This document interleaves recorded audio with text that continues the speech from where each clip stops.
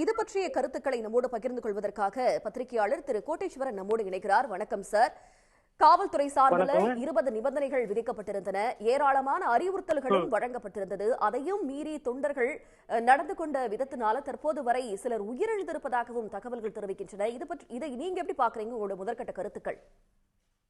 பத்திரிகையாளரா ஒரு பெரிய வேதனைங்க. குழந்தைங்க எல்லாம் கவலைக்கிடமா இருக்கு. ஒரு சில குழந்தைகள் இறந்ததா தகவல் வருது. நான் 15 நிமிஷத்துக்கு முன்னாடி அங்க ப்ரோக்ராம்ல இருந்து கிளம்பிட்டேன். இப்போ நான் தங்கி இருக்கிற இடத்துல இருந்து பாத்தீங்கன்னா ஆம்புலன்ஸ் போயிட்டே இருக்கு. இதை கிட்டத்தட்ட ஒரு மாசமா நம்ம பதிவு பண்ணிட்டு இருக்கோம். விஜய் அவர்களுக்கு கூட்டம் அதிகமா சேருது. அதை கையாளுறதுக்கு அவங்களுக்கு ஒரு போதிய அந்த ஒரு அரசியல் ரீதியா ஒரு கூட்டத்தை எப்படி கூட்டணும்னு தெரியலன்றதை நம்ம பதிவு பண்ணிருக்கோம். கர்ப்பிணி தாய்மார்கள், வயசானவர்கள், குழந்தைகள் வச்சிருக்கிறவங்க எல்லாம் வராங்க. அதை பத்தி கொஞ்சம் கூட கவலைப்படாம, தண்ணி இல்லாம ஒரு ஒரு ஒரு ஈவெண்ட் எப்படி நடத்தணும்ல. பெரிய பிரச்சனை என்னன்னா, விஜய் அவர்கள் பஸ்ல இருக்கிறது தான் பிரச்சனை. பஸ்ல இருந்து வெளியில எட்டி பார்த்து ஒரு ஜங்ஷன்லயும் அவர் நின்னாருன்னா இந்த அளவுக்கு பிரச்சனை வந்திருக்காது. ஒரு ஒரு ஒரு ஜங்ஷன்ல கை காட்டி இருந்தாருன்னா அவருக்கு அந்த பிரச்சனை கிடையாது. ஜனங்கள் அதை பார்த்துட்டு போயிருப்பாங்க. ஆனா அவர் அதை விரும்பல. குறிப்பா சொல்லணும்னா இப்போ அவர் பேசின அந்த கூட்டம் நேற்று எடப்பாடி பழனிசாமி அவர்கள் போட்ட அதே இடத்துலதான் அவரும் கூட்டம் போட்டிருக்காரு. அந்த ஜங்ஷன்ல இருந்து அவர் அந்த ஜங்ஷன் ஹைவேஸ்ல இருந்து அந்த ஜங்ஷன் வரதுக்கு 20 நிமிஷம் ஆகுது.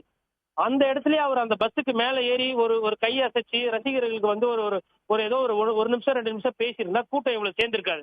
பட் அதை செய்ய அவர் தவறுறாரு. கூட்டம் கலையக்கூடாதுன்ற காரணத்தினால அவர் வண்டிக்குள்ளேயே இருந்துகிட்டு கடைசி பாயிண்ட்ல பேசுறாரு.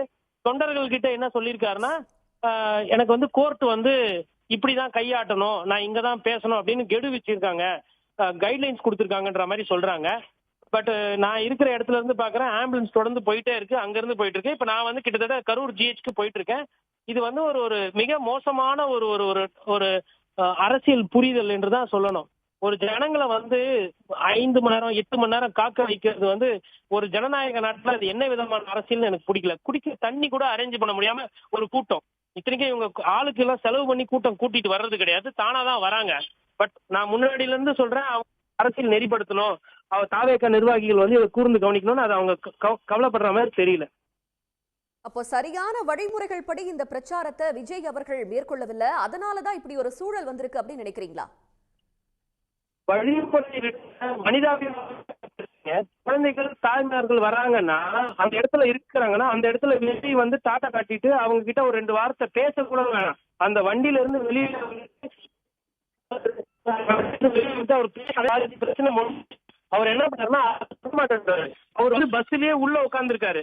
நீங்க அந்த வேலுச்சாமிபுரம்ன்ற அந்த ஒரு இடம் இருக்கு, அதுல இதுக்கு முன்னாடியும் கூட்டம் போட்டிருக்காங்க. அந்த ஜங்ஷன்ல இருந்து ஒரு கிலோமீட்டர் ஃபுல்லா இருக்கிறாங்க. அந்த ஜங்ஷன்லயே அவர் பேசி இருந்தாரு, இல்ல வெளியில காட்சி தந்திருந்தாருமே நிறைய ஜனங்க அங்க இருந்து கலைஞ்சு போயிருப்பாங்க. மக்களுக்கு தெரியல. இன்னொன்னு எல்லாம் இளைஞர்கள், அவங்க ஒரு வேகத்துல ஒரு விவேகத்துல போஸ்டரு அந்த கட்டெல்லாம் வைக்கிறாங்க, அந்த பில்போர்டு எல்லாம், அதெல்லாம் அவங்களுக்கு தெரியல அதை எப்படி செய்யணும்னு. இவங்க அந்த கூட்டத்தை ரசிக்கிறாரு அவரு. கூட்டத்துல இருக்கிற இது என்னோட ஊடக செய்திகள் பாக்குறவங்க, யூடியூப்ல பாக்குறவங்களுக்கு நல்லா தெரியும். நான் இது கிட்டத்தட்ட ஒரு 20 நாளா சொல்லிக்கிட்டு இருக்கேன், ஒரு பிரச்சனை இருக்குன்ட்டு. கொஞ்சம் கூட அதை செவி சாய்க்காம இந்த கூட்டம் வருது, கூட்டத்தை காட்டுறதுக்கோசரம் இவர் பண்ணிருக்கிறாரு. இதற்கு விஜய் அவர்கள் முழு பொறுப்பே இருக்கணும்.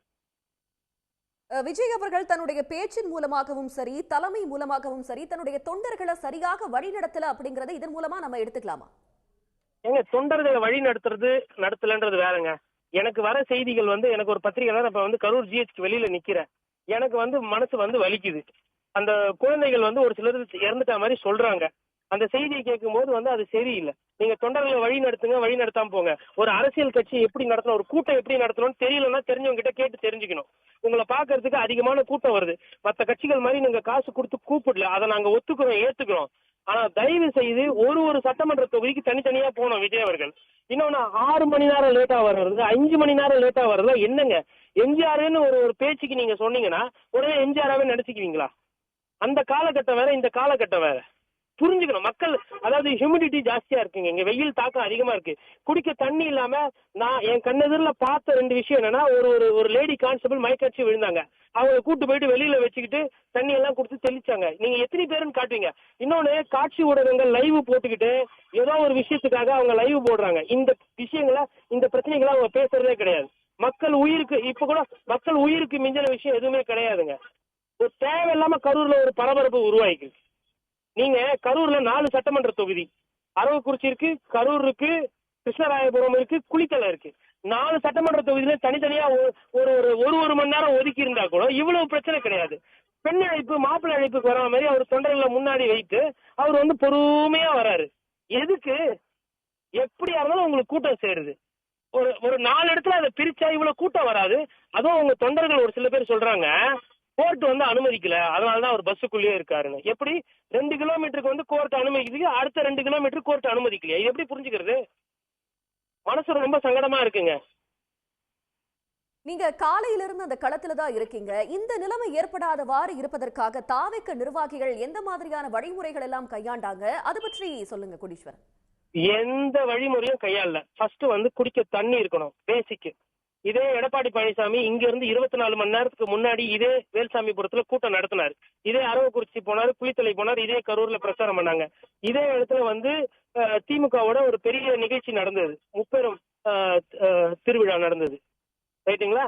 அறிஞர் அண்ணா, பெரியார், அந்த பெருமை எல்லாம் பேசினார். ஆனா அந்த இடத்துல இந்த மாதிரி ஒரு அசம்பாவிதம் நடக்கல.